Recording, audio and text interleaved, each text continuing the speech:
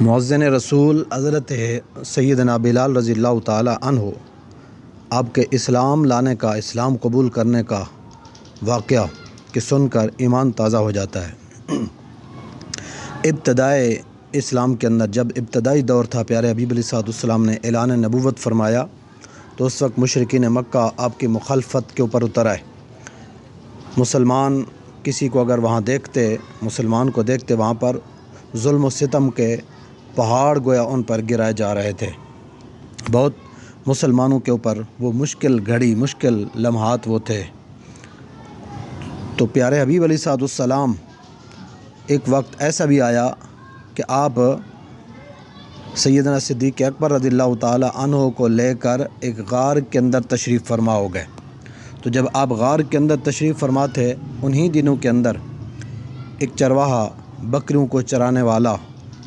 وہ غلام تھے حضرت سیدنا بلال رضی اللہ تعالیٰ عنہ، بکریاں چراتے تھے اپنے مالک کی۔ تو اس غار کے قریب بکریاں چراتے چراتے وہاں پر پہنچے تو پیارے حبیب علیہ السلام نے جب چرواہا دیکھا کہ اس کے پاس بکریوں کا ریوڑ ہے تو آپ نے اس کو بلایا، آواز دی، فرمایا کیا تیرے پاس کچھ دودھ ہے؟ تو اس نے کہا جی یہ بکریاں ہیں لیکن یہ میرے مالک کی ہیں، ہاں ان کے اندر ایک بکری ہے، اس کا دودھ مالک نے میرے حصے کے لیے رکھا ہے کہ اس کا دودھ تو نے استعمال کرنا ہے، میں اپنے حصے کا دودھ جو ہے وہ آپ کے لیے قربان کر سکتا ہوں، میرے حصے کا دودھ اس بکری کے اندر جو ہوتا ہے جتنا ہے وہ آپ نکال لیں اور اس کو اپنے استعمال میں لے لیں، نوش فرما لیں۔ تو پیارے حبیب علیہ السلام نے کہا، فرمایا بکری کو لاؤ۔ تو بکری کو قریب لے کر آیا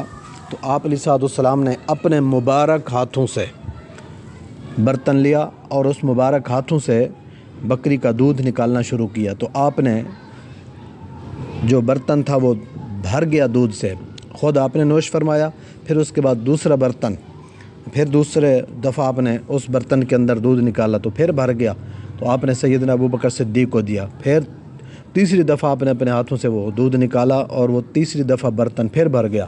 تو اس کے بعد آپ علیہ السلام نے حضرت بلال کو وہ دودھ عنایت فرمایا، فرمایا تم نوش کر لو، لیکن بکری کے تھن دودھ سے اسی طرح بھرے ہوئے تھے، ایسے معلوم ہوتا تھا کہ اس کے تھنوں سے دودھ نکالا ہی نہیں گیا ہے۔ تو پیارے حبیب علیہ السلام نے یہ خود بھی دودھ پیا، ابوبکر صدیق رضی اللہ تعالیٰ عنہ کو پلایا، حضرت بلال کو پلا دیا۔ اب وہ یہ منظر دیکھ کر تعجب کر رہے تھے تو پیارے حبیب علیہ السلام نے فرمایا کہ کیا تم اسلام قبول نہیں کرو گے؟ کہ اس کو اسلام کی دعوت دی، حضرت بلال رضی اللہ تعالیٰ عنہ کو اسلام قبول کرنے کی دعوت دی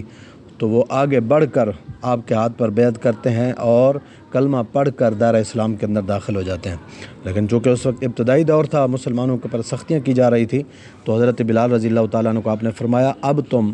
کلمہ پڑھ کر دائرہ اسلام کے اندر داخل ہو چکے ہو، تم مسلمان ہو، لیکن ابھی تم نے اپنے اسلام کو چھپا کر رکھنا ہے کہ کافر لوگ کہیں تمہارے اوپر کوئی ظلم و تشدد نہ کریں، تکلیف نہ پہنچائیں۔ تو اس طرح سیدنا حضرت بلال رضی اللہ تعالیٰ عنہ پیارے حبیب علیہ السلام کے ہاتھ پر اسلام قبول کر کے دائرہ اسلام کے اندر داخل ہو گئے۔